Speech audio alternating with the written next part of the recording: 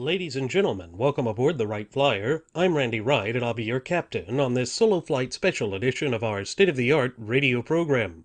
Folks, this will be the final boarding call, so if you please, claim your seats, fasten your seatbelts, kick back, relax, and enjoy the show while I go ahead and delve into the pre-flight checklist, as there really is a lot of news and information to get to before I may fully indulge you with your in-flight entertainment. Well, folks, here we are, knees deep into the 2016 presidential election cycle, and we here at Radio Aviation Excellence, the Wright Flyer, have warned for about 10 months now that the New York billionaire, businessman, real estate tycoon, and all-around vulgarian, Donald J. Trump, a.k.a. John Miller, a.k.a. John Barron, simply isn't who he claims to be. And we now have, from his own staff and personnel, from his new chief guy, whom we've mentioned before, Paul Manafort, of the Manafort and Black political lobbying firm, has gone into a closed-door meeting with the detente wing of the gutless opposition party, or GOP, and assured them that the persona that we have seen, that venomous-spitting, acid-spitting caricature that we've seen go before the cameras of Pavlov's School of Journalism for the salivating mainstream media, is a fake, and that he'll tone it down, and that we'll get real depth when it comes to the general election. And as we've seen in the last episode, where Charlie Black, who is a chief member of Ohio Governor John Kasich's camp, being a business partner with Manafort, that it shows that there really is this quote-unquote establishment connection with Donald Trump that his followers were saying wasn't there. In fact, the graduates of Pavlov's School of Journalism for the salivating mainstream media said it wasn't there. They said this was all hyperbole, that he was an outsider, that he was going to discard conventional wisdom. Well, in a sense, they're right. Conventional wisdom has been discarded. Conventional definitions of conservatism have been discarded. And we see that people have been duped. They have truly been duped by a New Age charlatan, a New Age con man, and they don't care.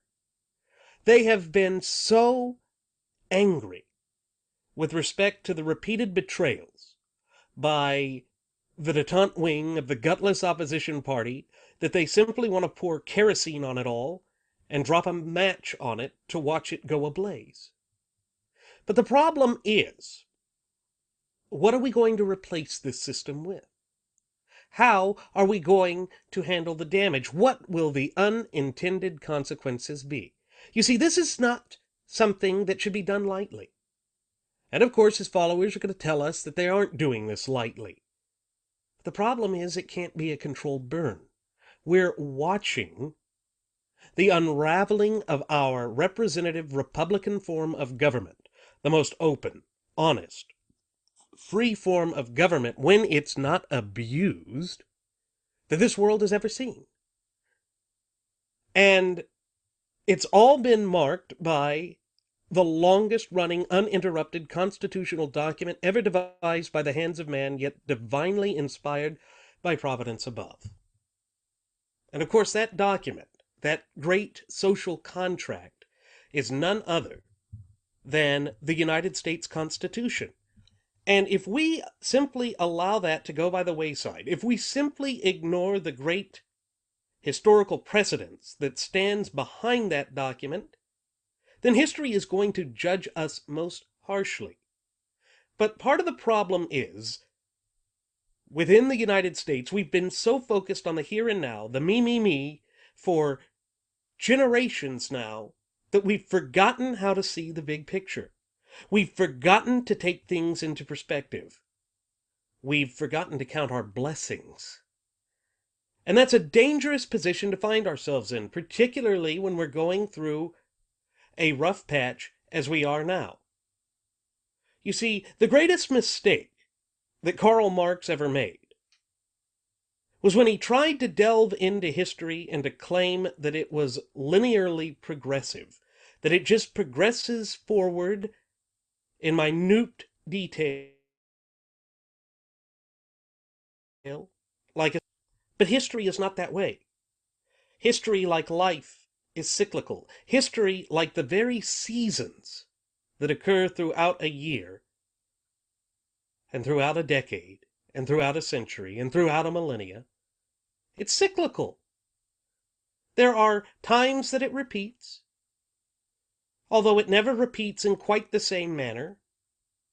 But it's still there. It's still a pattern. It's still something that can be recognized. And that's the way history is. And that is how you can learn to predict what is going to happen in the future. Because you can see certain similarities between current events and past events, and you can use the current events to at least give a roadmap to what the logical outcome and conclusion would be. This is a way that you can give analysis with respect to politics. It's a way you can analyze legal trends. It's the way, in fact, that's how our legal system works. If you ever stop and think about what does a precedent system mean? Well, it means that you look at past case law and try and find one with similar enough circumstances to the current case to then make a prediction, or if you're the lawyer or advocate, you'd then be making an argument for why the court should adapt your point of view, because your point of view is so similar to this past decision that that is what would control. That's the way law works. And again, that's part of the reason why we all know that old adage that says that the United States of America is a nation of laws, not of men. Again, it goes to the natural law tenets that underpin our entire Republican system of government. And to really safeguard that and to promote that and to push that to be viable for posterity, you have to have a modicum of predictability with respect to whoever is going to wield the reins of political power in this republic. That's why you want a candidate who is consistent, particularly with respect to adherence to the fundamental tenets that are contained within the four corners of the United States Constitution. Because the Constitution, pursuant to Article 6, Clause 2, is the supreme law of the land. So right there, we see that there is this relationship between the way that the law works, the way that the law is designed, and predictability, consistency. But with Paul Manafort coming out and essentially saying that Donald J. Trump has just been projecting an image, and this is not the first time we've heard something along these lines, folks, but that he's projecting an image, that he's going to start changing his positions, he's going to start tempering who he is, or at least who he shows himself to be, that's not consistent. And it explains why he has been consistently inconsistent throughout the entire breadth of this 2016 presidential election cycle. It's because the message that he's espousing is not his core principal beliefs. It's not what he believes in. It's just a facade. Folks, that's a form of lying. And then to go back to the point where I said that this isn't the first time we've heard this, remember, shortly after he endorsed Trump, Dr. Ben I'm a Victim Carson went before the cameras of the graduates of Pavlov's School of Journalism for the salivating mainstream media and said that there are two different Donald Trumps. There's the public Trump and the private Trump. Now, sure, we can all say that every politician puts on a mask. But already, this is drawing a problem with respect to Donnie, because one of the most powerful refrains that has been repeated on numerous occasions by his most vociferous acolytes is that Donald isn't a politician.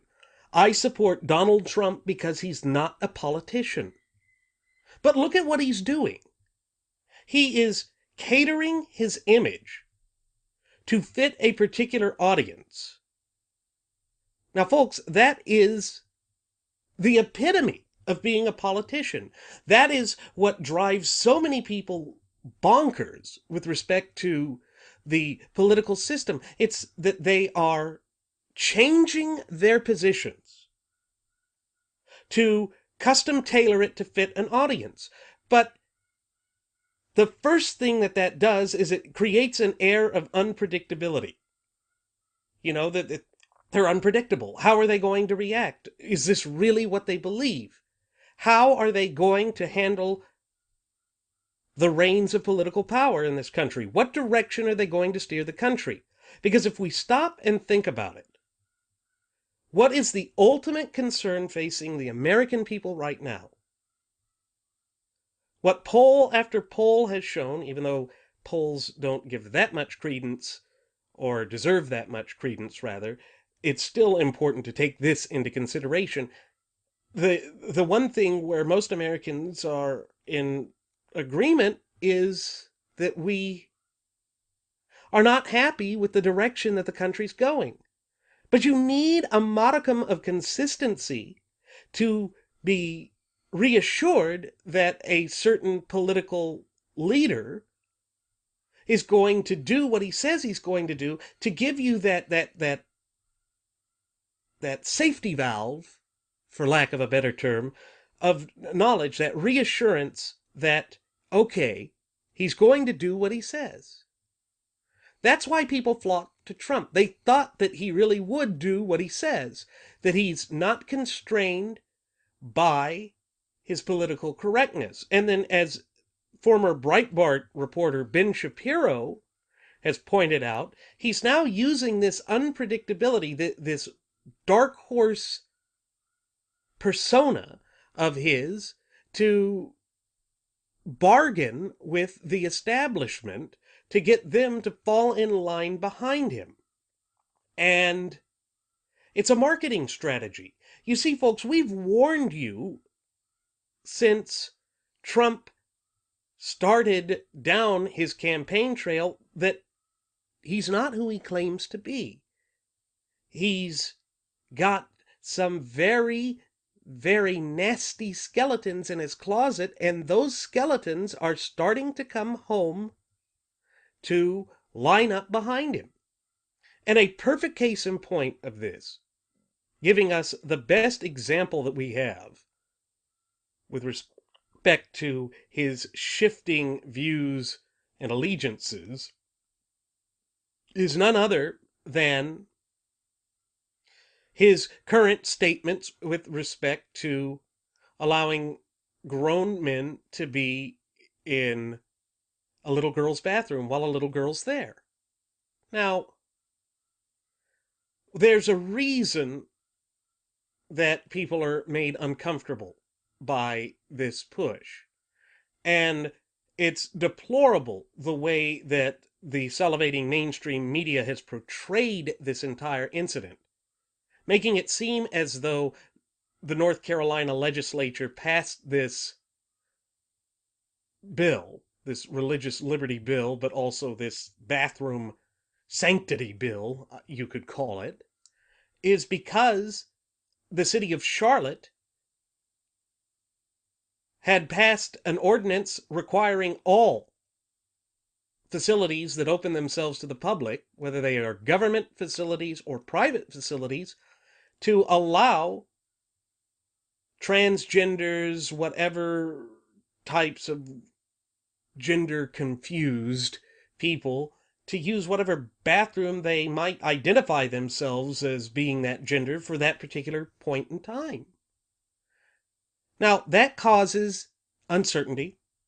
That causes stress, fear, concern, needlessly so. And the way the media has just done it is to try and paint it as though it's discriminatory. And then when Donald Trump said that Caitlyn Jenner could use any bathroom that he, she, it wanted to at Trump Tower, and basically condemned North Carolina's legislature for responding to these activists who continue to push the envelope, it shows that he's bowing down to the very cancerous doctrine of political correctness that he said that he didn't abide by. In fact, one of his empty, hollow, shallow, meaningless platitudes was, I'd rather be correct, actually correct, than politically correct. But clearly that is not the case here. That is not the substantive position that he has assumed with this. Then he also said that we should tax the wealthy. Folks, we've already gone through this tax and spend mentality for the past 8 years. And what has it gotten us? It has led our economy to be tepid. It has led to higher unemployment. It has led to one string of disasters after another. And that's not beneficial for us. It's not beneficial for the country as a whole. And it doesn't help the wielders of sovereignty, we the people.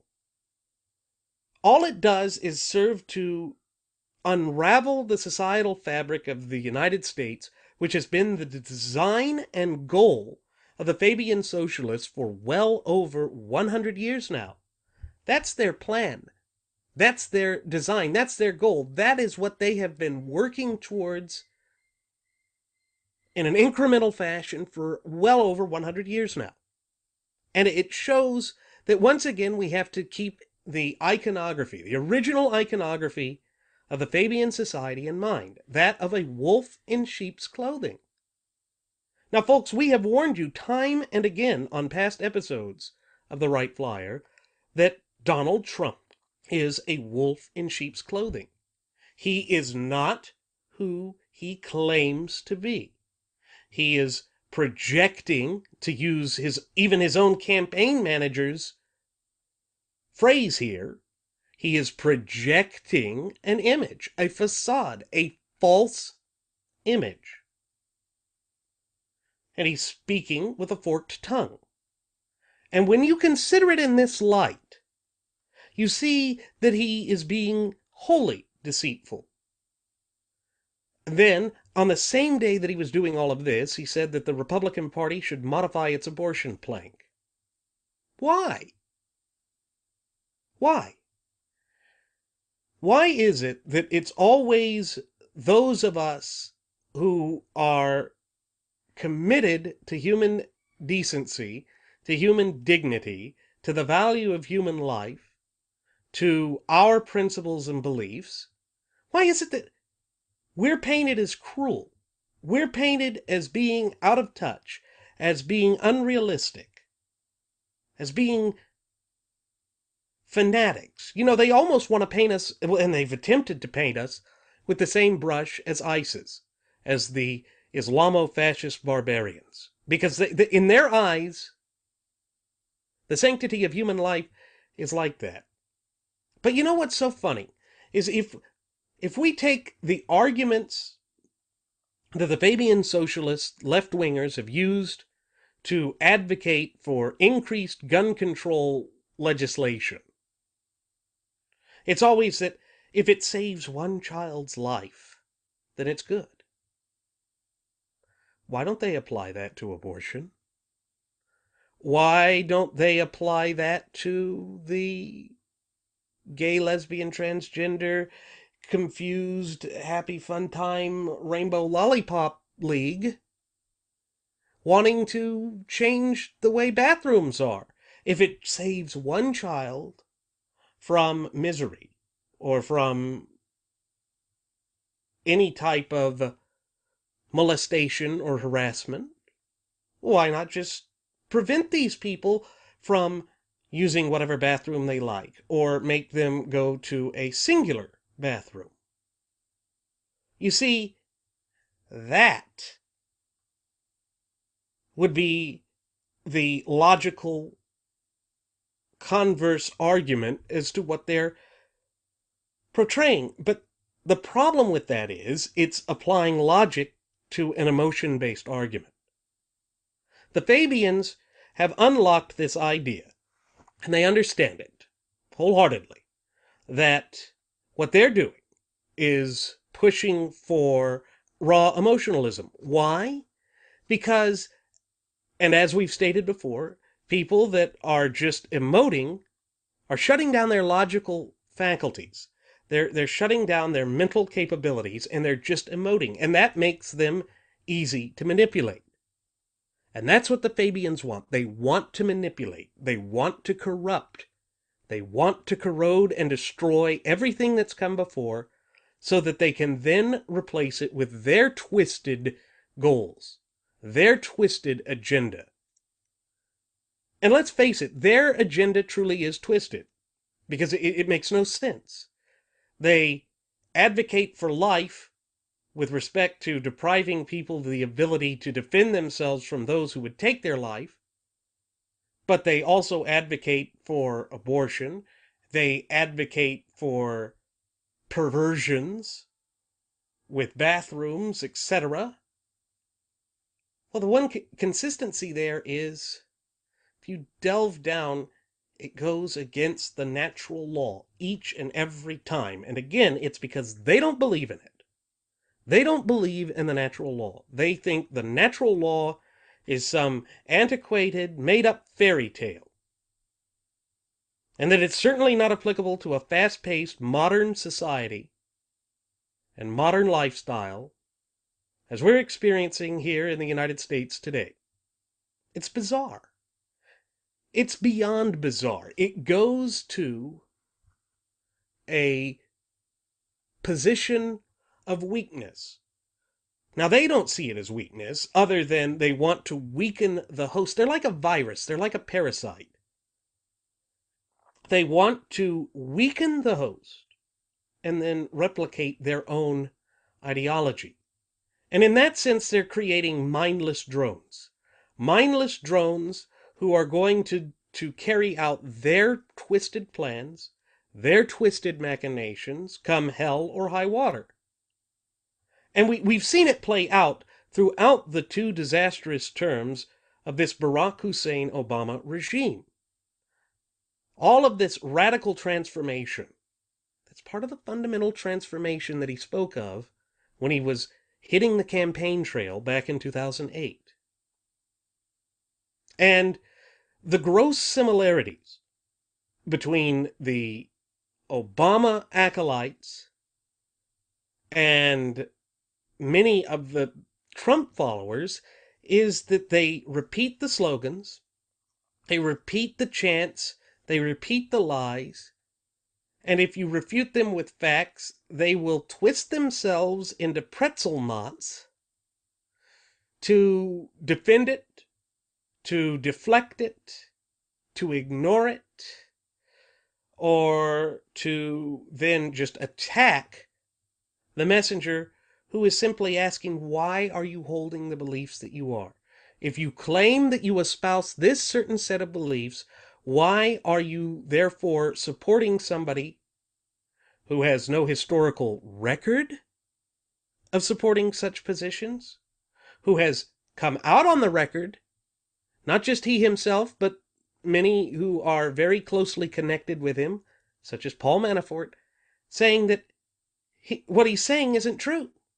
And he even himself has said it. I can become anything that I need to be for any situation. Folks, I've got news for you. That's called being a politician. That's called custom tailoring the message for an audience. So, the one true lesson that we can take away from all of this is that laughable notion that Donald Trump, aka John Barron, aka John Miller, is not a politician, that can now be silenced forever. That is bunk, it's hogwash, it's been disproven. And now that we have gotten to the point where we can claim unequivocally that he's a politician, what is his political message? Ah, there's our problem. Building a wall? That's not a political position. That's something a contractor does. Making Mexico pay for it? That's a fairy tale. Something he has no power to do. Oh, by the way, he's walking that back as well. And the other thing he's walking back is this whole thing that he said, we're going to pay off America's debt in 10 years. Yeah, now he's saying, no, we're not. Oh. So that brings up one of my first officer, Jeremy Grapenton's favorite questions. I kind of got your question for this moment. So when were you lying, Donnie? Then, now, or always? Of course, it's going to be that third option of always. Because Donald Trump, by projecting this persona, by projecting this false image, doesn't know who he is. And we've said this time and time again. And folks, now they're saying it. Now they are proving us right. Proving that everything that we've said about Donaldolph Julius Caesar Trumpolini thus far is accurate. More so than that, it goes to the heart of the matter of why there are so many pure constitutionalists who simply cannot support him. And that's because we know we need consistency, that we need proven leadership and respect and adherence to the Constitution, and we don't get any of that with Donald Trump. Donald Trump isn't about the Constitution. Donald Trump is about Donald Trump. That's why he would associate with Paul Manafort, who has connections with Putin and that that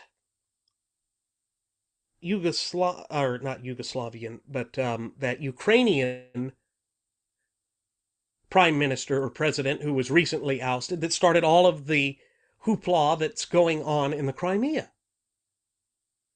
He has ties with the Philippine dictator. That's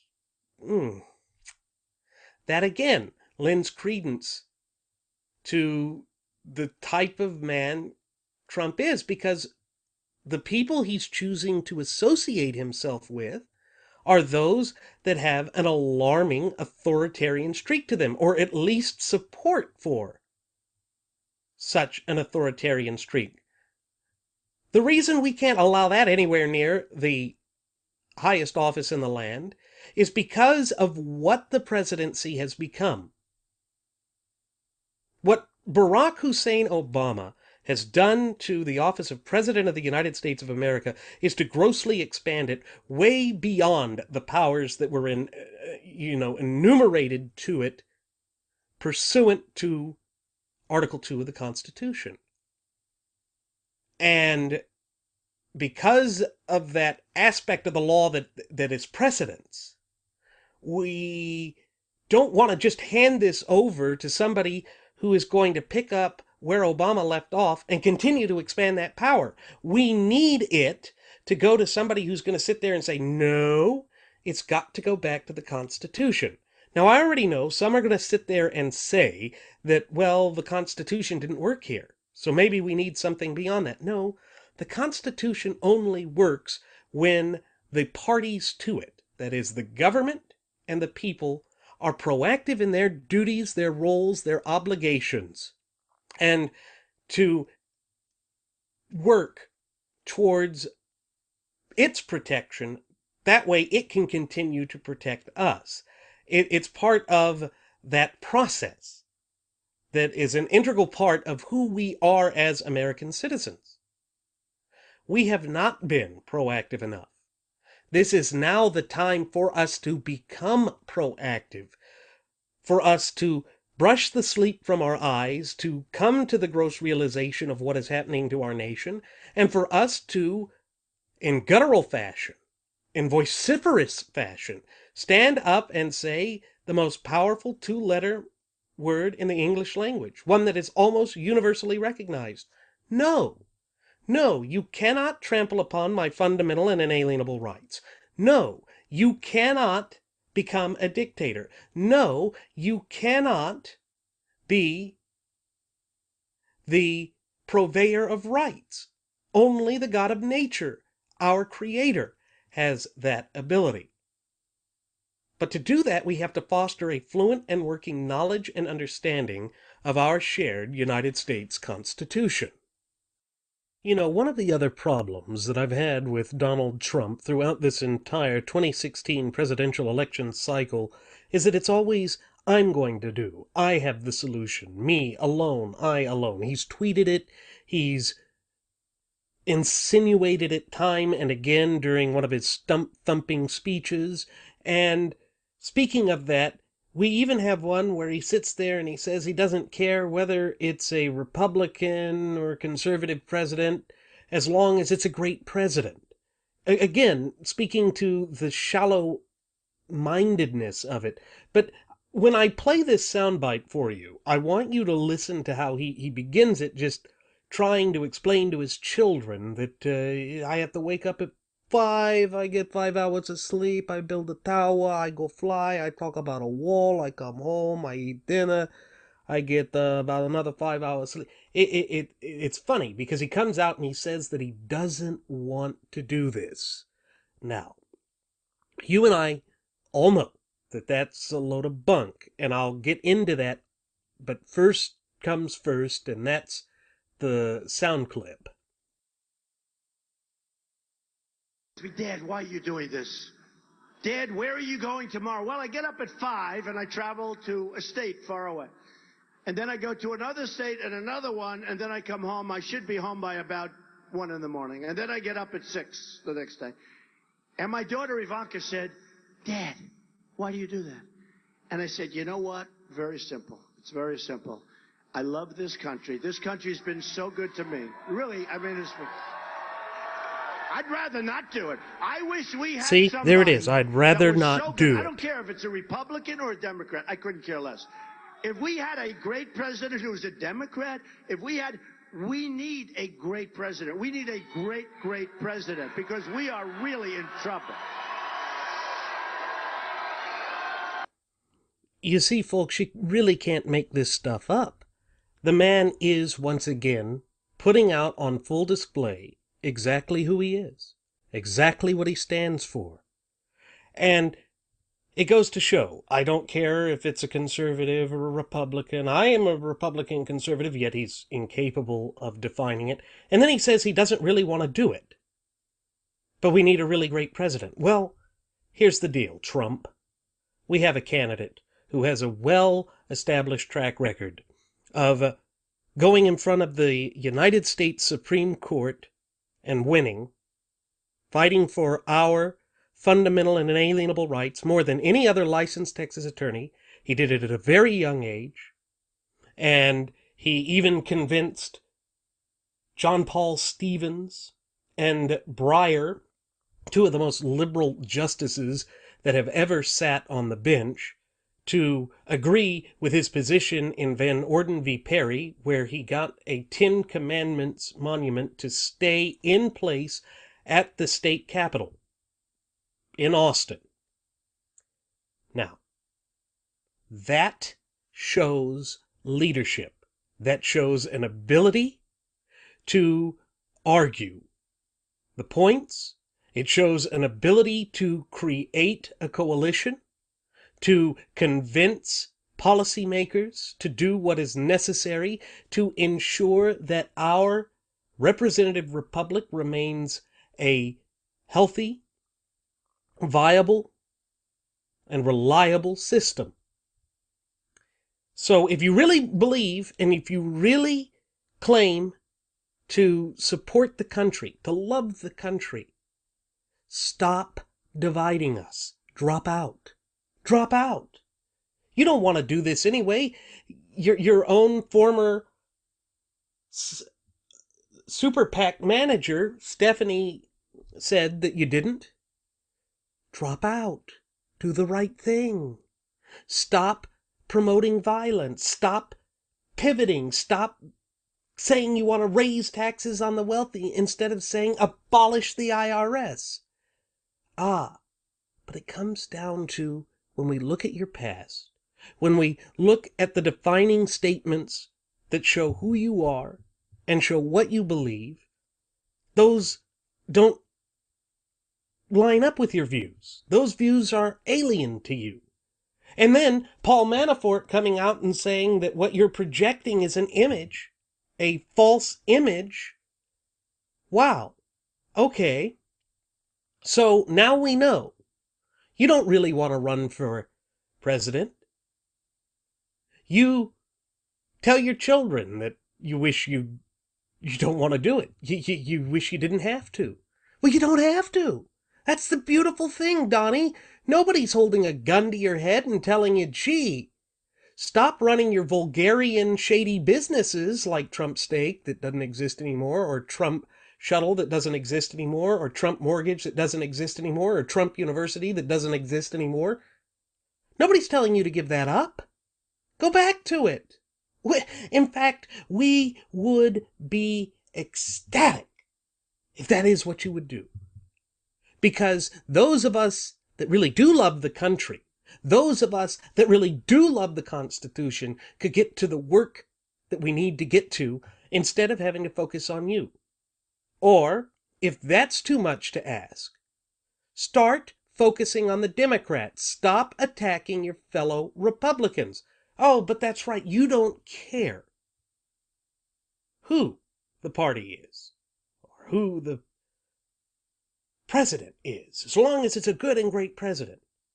Is that why in 2009 you supported President Obama's bank bailouts?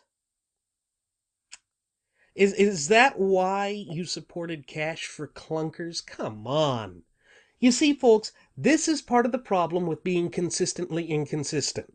It shows that he doesn't know who he is. Or he does know who he is. He is just doing exactly as his new little henchman there, his little Igor, Paul Manafort Igor, who's, well, my master, he is projecting an image. You can't question it.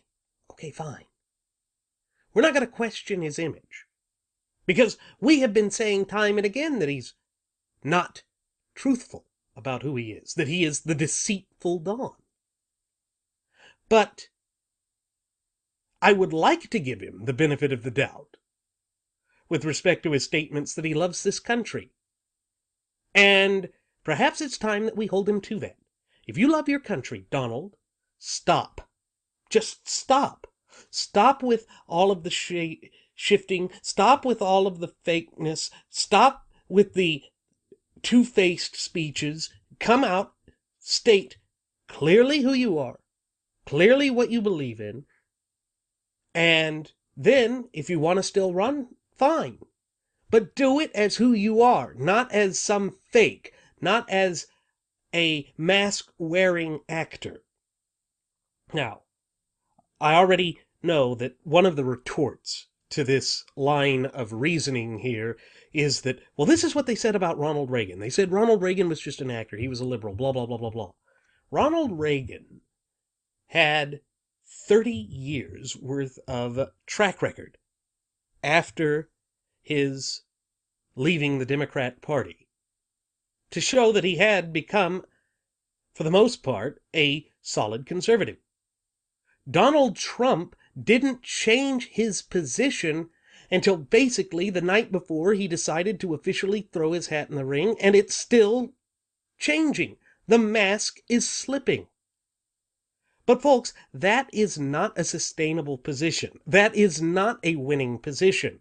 He's flipping and flopping worse than Kerry did in 2004. And we all saw how well that worked out for Kerry. It's going to have the same results here in 2016. It just is. Because there will be so many Americans looking at this saying, this guy, A, doesn't know who he is, or B, thinks we're so stupid that we can't see through this. We're not going to support it. Now, yes, his most ardent supporters, who have basically become apologists for him, will excuse it and will obfuscate the truth, will contort the truth to such a degree that it would be unrecognizable to anyone with a modicum of sanity. They will vote for him. Nothing will change them. Nothing will make them waver from their position. But that too is dangerous. And the reason I say that's dangerous is he's stripping hope away from them. Contrary to what they might claim. And they've thrown some pretty nasty insults our way. Jeremy and I don't hate Trump supporters. We don't. We feel sorry for them. Because we don't want to see any American citizen, we don't want to see any popular sovereign be abused like this. It's not a good thing. That's not a compassionate message to sit there and lie to these people when they are already sick and tired of being lied to. But it's as I've said, he's assumed this position, or he has assumed the role of the Pied Piper of disillusioned conservatives. But the price we're going to have to pay is something we can't pay. And when we can't pay that price, he's going to play his pipes and dance off with the posterity of this great nation. And then what? Where do we go from there? You see, we have to actually stop and analyze what's going on here. What is Donald Trump going to do that is Reagan-esque? What? Protectionism? No, that wasn't Reagan-esque. Reagan didn't want taxes to go up on the American people. He didn't want there to be tariffs that ultimately we, the American consumers, have to pay. Okay. Tax the wealthy.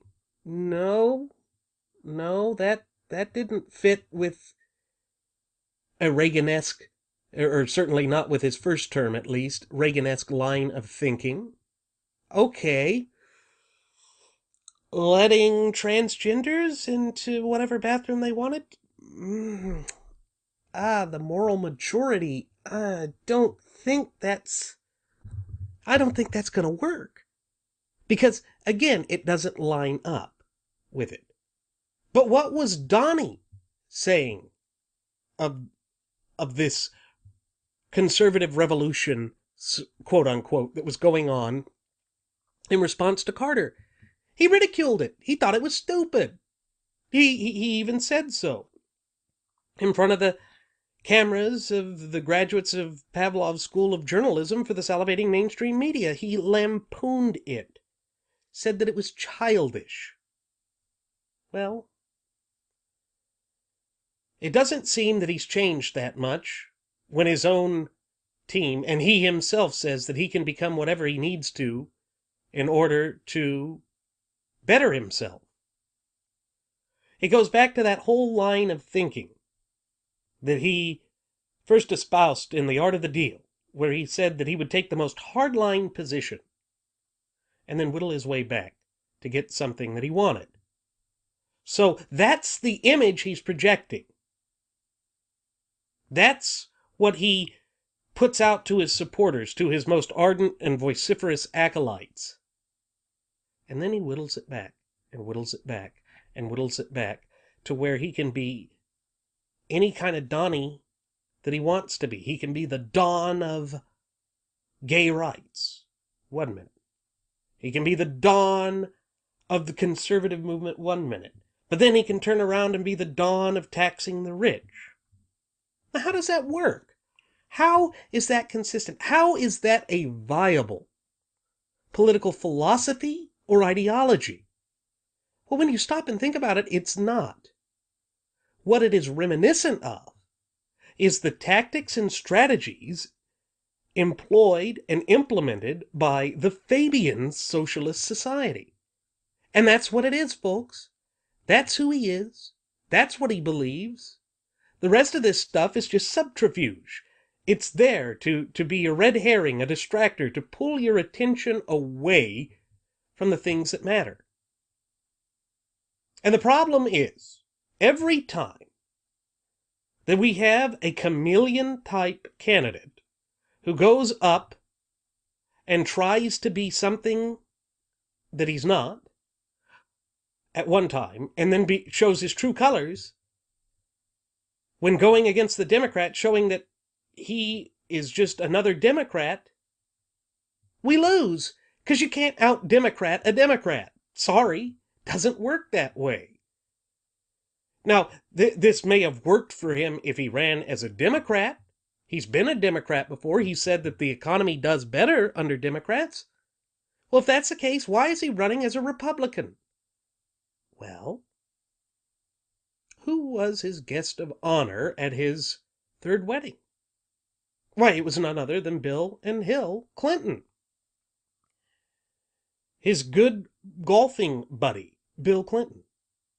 The one that he had a phone call with in the moments before throwing his hat into the political arena. Okay. When you look at it in that light and in that framework, you begin to understand what he's pulling here. It's a con job. He makes it sound too good to be true. That he can solve all of your problems. But who is he? Well, it's not Donald Trump, at least not the real one, by his own campaign's admission here. And then, of course, right after that, he goes out to an audience and says, no, I'm not going to tone anything back. Well, this is your Dukakis in a tank moment, Trumpy. That's the problem. When the image is known to be fake, it doesn't stick. It doesn't work. That is why you are untenable. It's why you are not viable.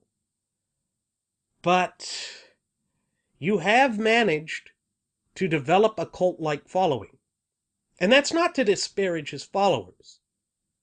It's to show that he is a true master manipulator. I feel bad for the people that follow him, because they don't fully realize that this is a con game. And that, again, that's not saying that they're stupid. Con artists are great at manipulating even the best and brightest among us. It is easy to be duped by them. A con artist, the con part is short for confidence. He's a confidence man. He gains your confidence, and he works hard at it, and then he betrays it. But given the volatile political atmosphere and climate in the United States of America right now, that is the very last thing we need to have happen. Because the pressure is at a breaking point. It is threatening to boil over right now as I speak into this microphone. And the unknown of those consequences, the unknown and unintended consequences, are truly something to fear. Because this will not be something that can be resolved easily, and it is not something that can be resolved rapidly. We've already seen the immense amounts of damage that it's done to the traditional, conventional forms of conservative media. Not all of them. Glenn Beck stands out as an independently minded one with respect to this, as does Mark Levin. But take Sean Hannity, for instance. Here's a man that claims to be purely objective, that he's not for one candidate or the other. Yet, he spends a vast majority of his time interrupting Texas Senator Cruz when he's on his show. And he spends a vast majority of his time trying to spoon feed the Trumpas. And then he's now even saying he's going to help Trump get delegates in Pennsylvania. Yeah, but Hannity is still objective. He's not in it for one candidate, right? It's laughable. And then we have Laura Ingraham. Now she says everything that's happening with Cruz is whining, talking about the unfair treatment from the graduates of Pavlov's School of Journalism for the salivating mainstream media. But for the past 10 years, hasn't that been a lot of what she's said with respect to conservatives? That, gee, the mainstream media is treating them unfairly? And now she's jumping on that bandwagon? She's playing that game? What benefit does that have? What goal is she working towards achieving? Maybe it's career suicide, but no, I think they thought, here is a chance to make a boatload of money off of ratings. Damn the torpedoes. We're going to do whatever we want. And he's not going to be that bad because the way we look at it, the system's really not in threat. And maybe if we kick it down, we can be a new nobility or something to that effect. But that's hogwash. That's foolish thinking. What it does do is betray the audience. It betrays those of us who are looking for a true beacon of conservative information, of truth. Why is it that the truth always manages to get lost in the fray with respect to all of this? And that has been the most diabolical aspect of the 2016 presidential election cycle. It's that the truth continually gets lost. And it's not that it's lost, it's that it's drowned out with all of the carnival sideshow distractions, all of the bread and circuses that's flung out by one candidate in particular. The New York billionaire, businessman, real estate tycoon, and all-around Bulgarian. The Donnie Wannie. Well, what's Donnie Wannie Trumpy doing for America? He says, make America great again. Okay? How? Again, we are getting ever closer to the general election cycle, and we still have no idea how Donald is really planning to do this. Does his definition of making America great include, changing all of our bathrooms, requiring small businesses to face potential lawsuits from the LGBT STFU group, those venomous activists who can never be content enough to leave well enough alone? Is that making America great? Going after bakers who don't want to bake a cake for a gay wedding because it's their private business and it goes against their personal beliefs? It's not that they're hating the gay person. Well, what happened to allowing an individual to express their opinions and their views without the tyrannical, iron-fisted hand of government coming down and trampling upon their liberties, trampling upon their fundamental and inalienable rights? That's been lost somewhere. That's been purposefully discarded. And it's all thanks to the Fabian socialists that have started this incremental push to fundamentally transform the United States of America that started well over a century ago. And make no mistake about it, folks, Donald Trump is an integral part of the Fabian movement. He has acted as an agent provocateur to drive a wedge between the various factions of the gutless opposition party, or GOP, thereby ensuring that we're so divided that no matter who the nominee is, it's going to wind up being his good buddy, his guest of honor at his third wedding, Hillary Clinton, that gets the presidency. And for those who wish to pressure all of us, or to bully all of us into voting for Trump if by some cruel twist of fate he manages to secure the nomination, I want you to stop and think, what is it about Trump that you think's really greater than Hillary? I've heard one being that he's pro-life.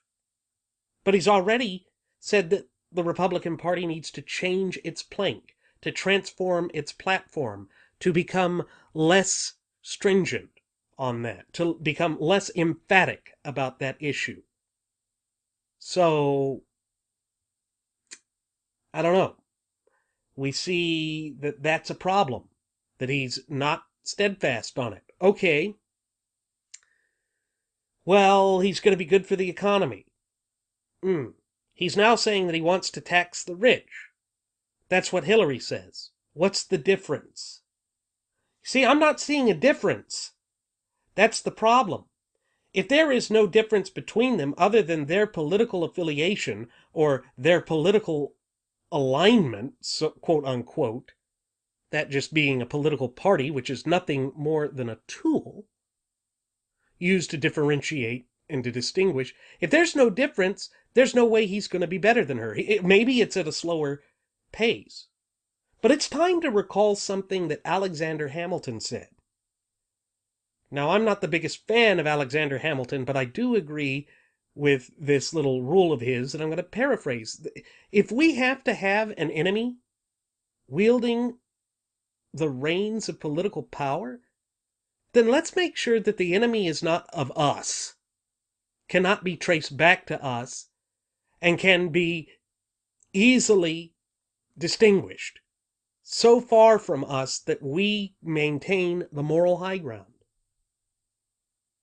You see, that means assuming a principled stance. That means refusing to abandon our commitments, refusing to back down from our principles, and standing up for what we believe, irrespective of whatever sort of adversity, whatever sort of nasty untruths that the graduates of Pavlov's School of Journalism for the salivating mainstream media may throw our way. We cannot waver, particularly when it comes to the important things such as our fundamental and inalienable rights and the proper scope and application of governmental authority and power as mandated by the four corners of the supreme law of the land, the United States Constitution. You see, folks, it all comes back down to the ultimate issues. And what Jeremy and I have oft-times repeated on past episodes of Radio Aviation Excellence, the Wright Flyer, is that the key, the solution to all of the problems that face this country has been with us since the inception of this country 230 years ago. That key is the Constitution. That is what will set us free. That is what will break the back of these Fabian socialists. The problem is, we're falling prey to the carnival barker, to the showman, who has no consistent convictions. Because, by his own admission, he's just projecting an image. But what is a projected image? It's a shadow with no substance. It's empty, it's hollow, it's fantasy, it's a mirage. It's duping the base of the party and disillusioned conservatives into thinking that they have found a messianic figure when,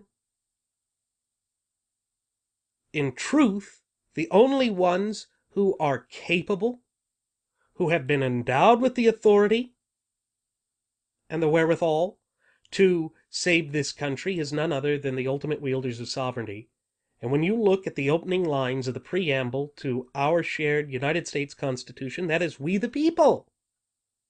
That's it, folks. We are the ones that are the only ones who can save this country.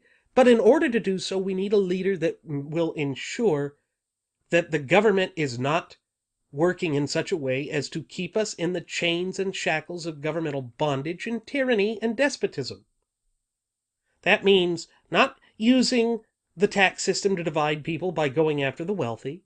That means not trying to infringe upon the religious liberties of God-fearing Americans. It means standing up for our constitutional convictions and principles, adhering to equal protection under the law. But I'm not seeing that from Trump, and that's frightening. It should be sending up red flags for every American citizen. And all of this nonsense about him demanding oaths of loyalty from his followers. Folks, there is only one thing that we swear an oath of allegiance to here in the United States. That is our shared Constitution. These are all things that we must keep in mind as we approach this general election.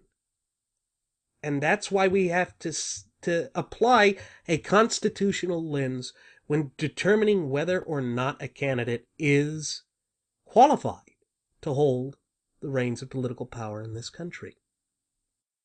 This seemingly recent shift for Donald Trump's personal image again has some of his most vocal acolytes, like Little Orphan Annie Yep Yep Toto, really confused. They're wanting, at least in Annie Coulter's case, to return to the posting of juvenile pictures of Heidi Cruz, Ted Cruz's wife, and to return back to vulgar statements. Because in her mind, that's what's presidential. And there's something to really be taken away from all of this. It shows that many of those that we considered to be acolytes of truth, to be pillars of the community, or certainly of conservative ideology, just aren't. They aren't movement conservatives.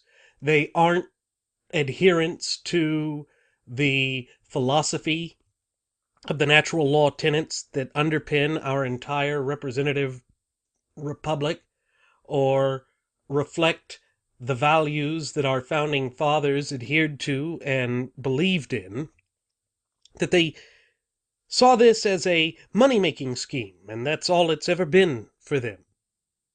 It's a disheartening thing to see. It's one of those sucker punches you can get to the gut when you realize just how twisted and maniacal and manipulative the arena of American politics can really be. But there's more to it than just that. If there is one good, decent thing we can take away from the Donaldoff prancing into this race with his trans ideology, it's that it's exposing the charlatans. It's exposing those who have claimed to be the true proponents of conservatism for generations, and it is letting us determine who is really committed to the cause. Now that's a powerful thing. The question is, what is the equal value payoff? Does that mean that we will then be stuck with Donaldoff Julius Caesar Trumpolini as the gutless opposition party or GOP nominee, sailing swiftly and steadily to unavoidable, inevitable defeat? Or does it mean that Texas Senator Ted Cruz, on a contested convention can win on a second ballot, but then go on to lose because nobody supports him? Or does it raise the significant question as to whether that was the entire purpose of what Donald was seeking to achieve when he decided to officially throw his hat into the ring? Was he seeking to break the back of the Republican Party to ensure that it would be the death knell for conservatism for decades to come?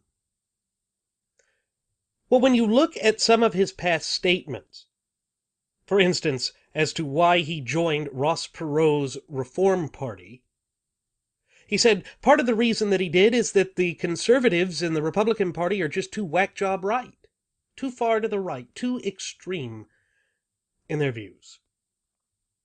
And that's what we're seeing now when he comes out and says that the Republican Party should temper its pro-life plank. Now, maybe there are some within the Republican Party that would prefer to see something like that happen. After all, there was a time when Senator Simpson pushed for that kind of mentality. But when we stop and think about it and analyze it in clear fashion, it shows that now Donald, instead of being the great unifier, as he has repeatedly claimed, is trying to mold the party into his image. And now all of a sudden the statements of, I'm going to make a new Republican Party, or this is a new Republican Party, look at all the fresh blood that I have brought to the conservative movement and to the party, starts to make sense. It's not a new party per se. It's that he's trying to push the party further to the left. And the real slick part about it is that he has done this all the while claiming to be anti-establishmentarianist in his objectives and his goals. And the only way that he is really anti-establishmentarian here is that he wants to do this faster than the detente wing of the gutless opposition party conceived possible. In that sense, he's trying to mount a Fabian socialist-style coup in the rank and file of the gutless opposition party, just as Barack Hussein Obama did with the Democrat Party in 2008. And let's face it, folks, the Democrat Party of today is certainly not the Democrat Party of 10 years ago, or of 12 years ago, because that Democrat Party still had Zell Miller in it. It still had room for so-called moderate Democrats that weren't completely dedicated to the destruction of our representative republic to replace it with a socialist dystopia. Because if we also stop and think about it, analyzing the framework of history and the lens of history, a candidate like Bernard Sanders, who is a self-avowed, self-proclaimed socialist, would not have even been considered a viable candidate. Now, yes, perhaps the system's rigged with their superdelegate system there that is preventing him from winning, and maybe it's corrupt. Well, of course it's corrupt, but it shows that irrespective of all that has happened, irrespective of all the bad blood, the Democrat Party steadily, incrementally, relentlessly, incessantly moves to the left, further and further and further to the left, to the point now that they can't even really be called Democrats. They should be called socialists. Or maybe they could be called social democrats in so much as they wish to replace our representative Republican form of government with a quote-unquote democratic socialist form of government. Now, folks, the only problem with all of this is that when you really come down to the ideology of socialism, it doesn't matter whether they claim to be libertarian socialists, democratic socialists, fascist socialists, socialist socialists, communist socialists, Marxist socialists. A socialist is a socialist is a socialist. They are all looking to steal. They are all looking to destroy the human initiative, that entrepreneurial spirit that is an integral part of the national character and fiber of the American people.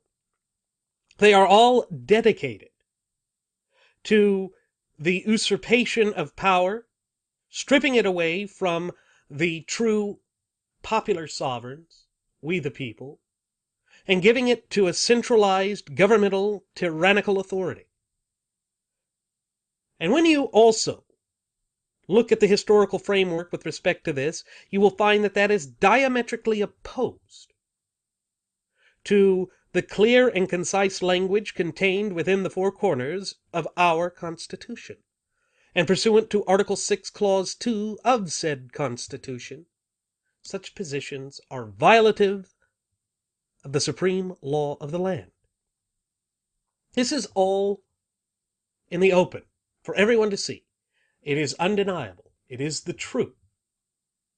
And Donald Trump is playing a dangerous game with this. He's dancing a very dangerous dance along a razor-thin margin edge here. It's a game of deception, but given the political atmosphere in the United States of America right now, the political climate right now, that's playing with fire. And he's basically turned into a firebug. He's running around setting fire to traditions, right down to how we have our bathrooms laid out, and to the Republican stance of not raising taxes. He's violating all of those principles. He's turning completely against every single one of those principles in order to push a Fabian socialist agenda. But because he is perceived as an outsider, and because the graduates of Pavlov's School of Journalism for the salivating mainstream media have tap danced along to his tune, he's getting away with it. The question is, how far will he get away with it? Because as it stands now, he still hasn't gotten a majority of support. He still has not won a majority of the voting base of the gutless opposition party, or GOP. And so the way that plays out is that he still has not been successful in what he's claiming. That means that, let's say, we'll be generous here and give him 42% of the vote, if even that. They will vote for him no matter what, and will probably run away from the party if he does not receive the nomination. But is that enough to make a big enough dent to prevent Ted Cruz from winning if he secures the nomination during the convention? Truth be told, I don't think it is enough, because I think so many true, pure constitutionalist conservatives will come out for the first time since the 2000 election and vote. And it will be because they did not have a weak-willed, fake, faux conservative being crammed down their throat by the media. You know, that's been one of the complaints that's been repeated throughout this 2016 presidential election cycle, is that we don't want our candidate to be chosen or selected by the media. But here's the problem. The media, in point of fact, is playing the primary role of selecting Donald J. Trump. They're trying to push him as the anointed one, as the undeniable, unstoppable, unrelenting candidate, the presumptive imperial nominee. Even Charles Krauthammer on the Fox News channel after the New York victory said that Trump is now unstoppable. Really? Where does he pull this from? Just because New York, Texas, which has more electoral votes than New York, went to Cruz, not to Trump. There's going to be a battle in California. And Cruz continues to mount delegates in the traditional fashion. You know, what Trump has come out and claimed was unfair, was stealing, was theft. So, Krauthammer, I don't see where you're coming to draw this conclusion, how you're coming about this conclusion. But it does demonstrate that there is this clear departure from reality within the ranks of the graduates of Pavlov's School of Journalism for the salivating mainstream media, that they are treating Trump as a sort of vulgarian media darling. And the only reason I can think that they would push for this is because they want to have Hillary secure it. We know that's the case with the vast majority of the mainstream media.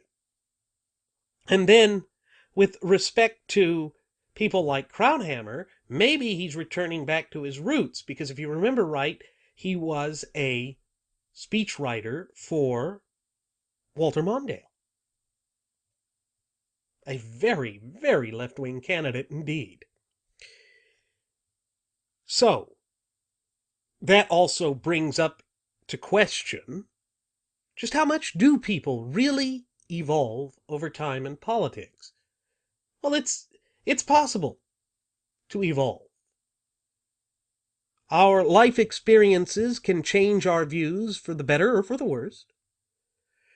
And it's traditionally said that as one gets older, one gradually becomes more conservative.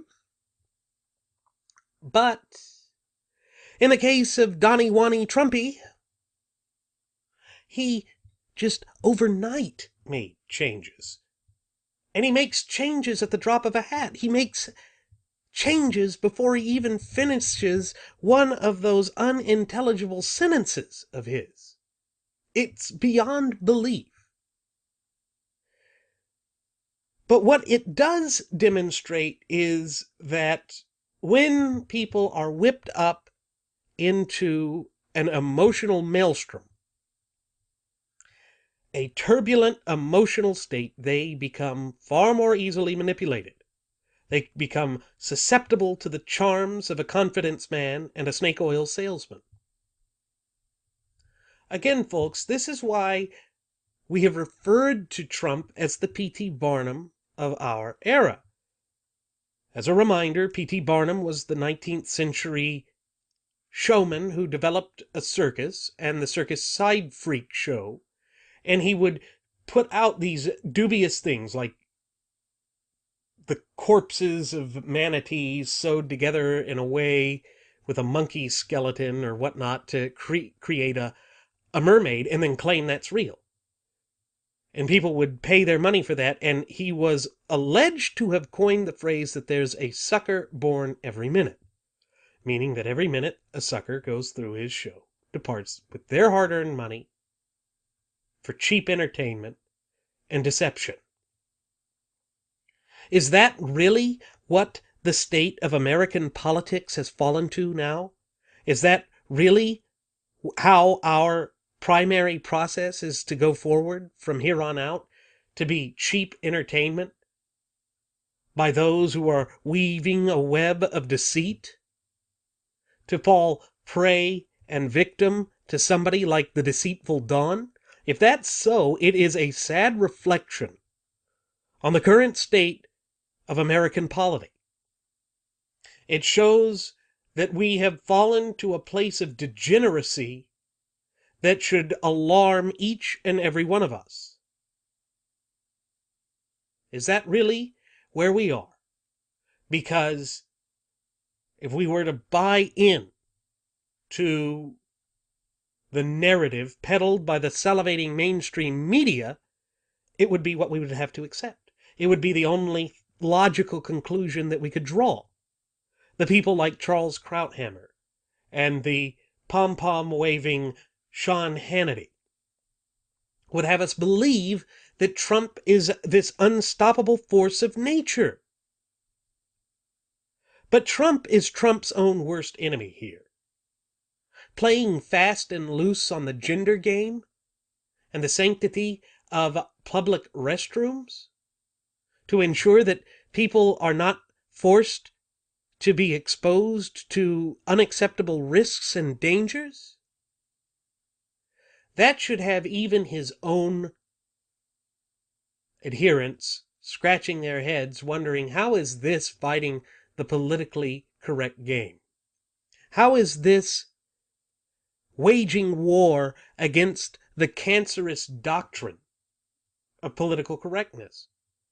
Well, point in fact is, it's not. It just simply is not. And that's the thing. What Trump is doing here is not conservative. It's why he has been consistently inconsistent throughout the entire breadth of this primary season. It's a fraud. It's a con.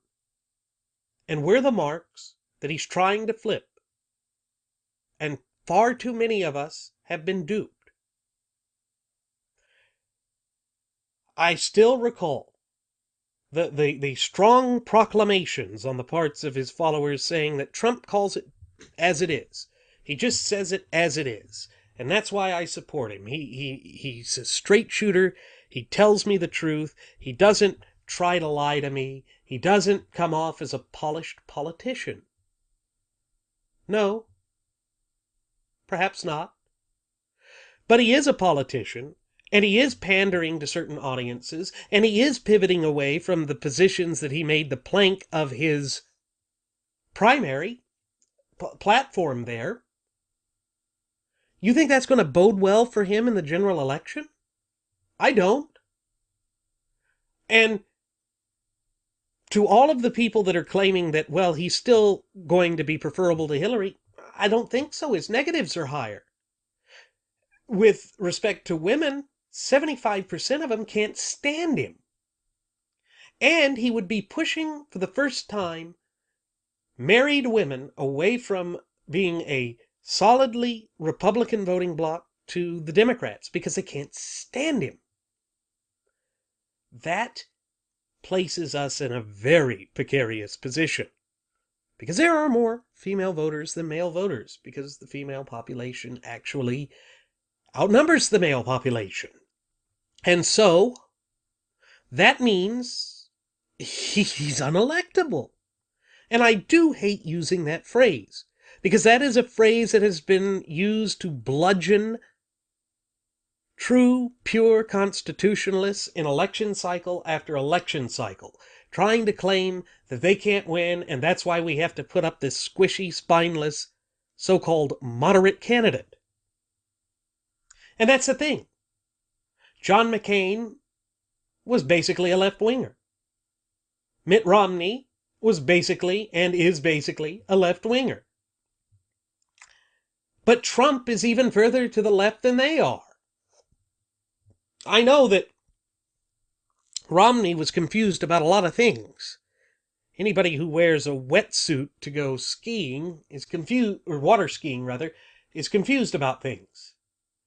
But I think he understood that certain genders shouldn't enter certain bathrooms, that we have those separate distinctions for a reason.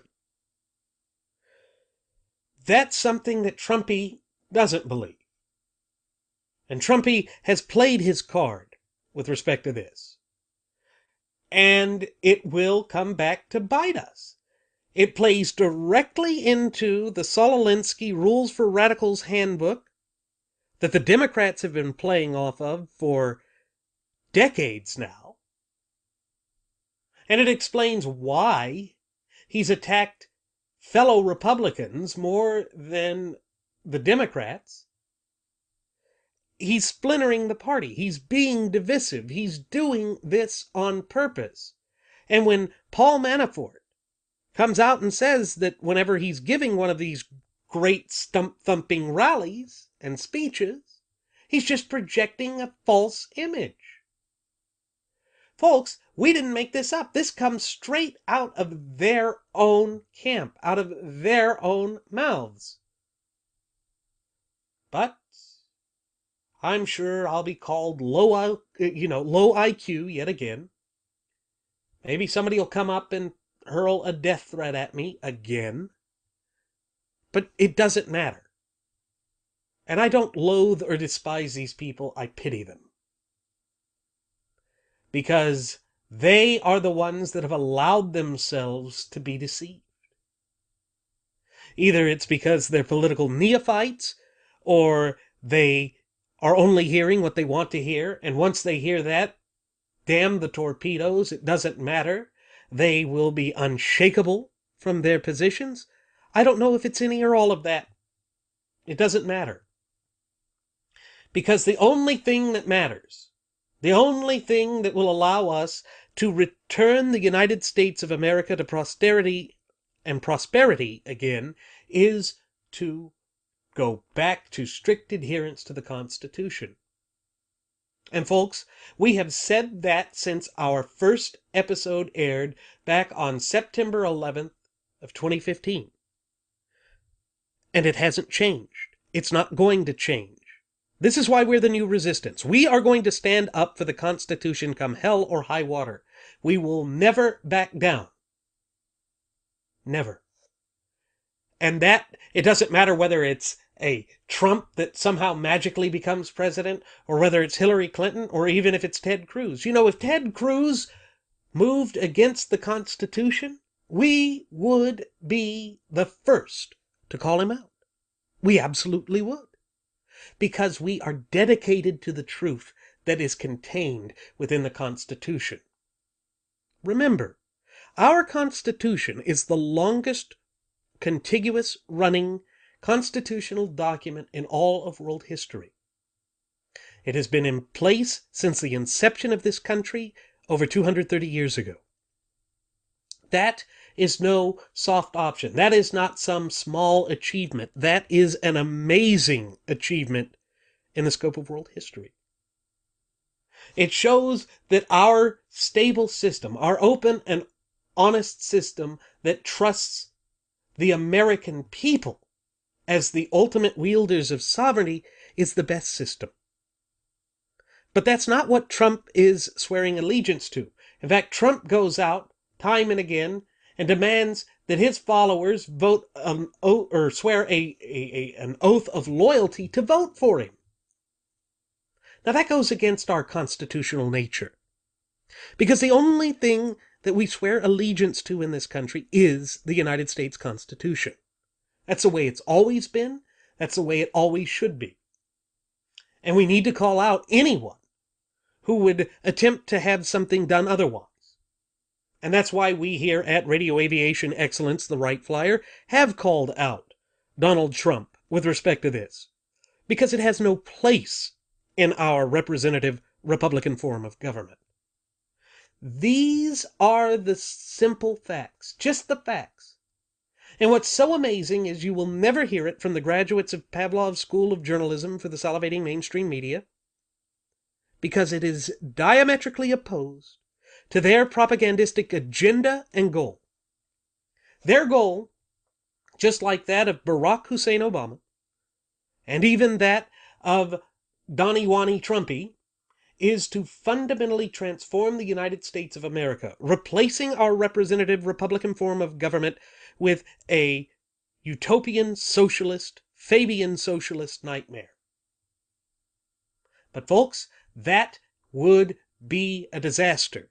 We cannot allow that to be the case. We cannot accept that as reality for the United States of America, because that would be to betray our birthright.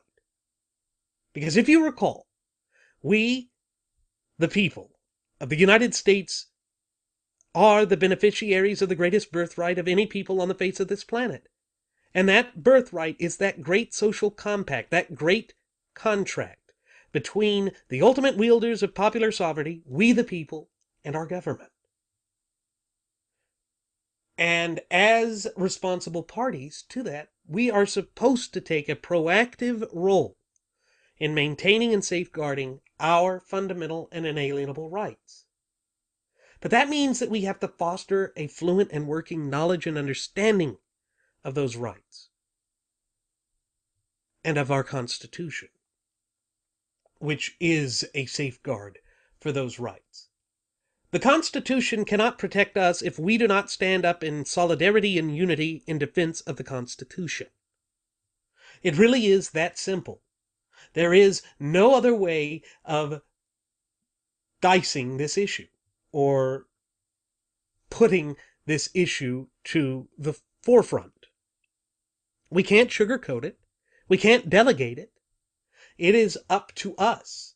We are the only ones endowed by our Creator with the authority to do so. And that's by design. It's to prevent a tyrannical government, a tyrannical candidate even, from securing the reins of power.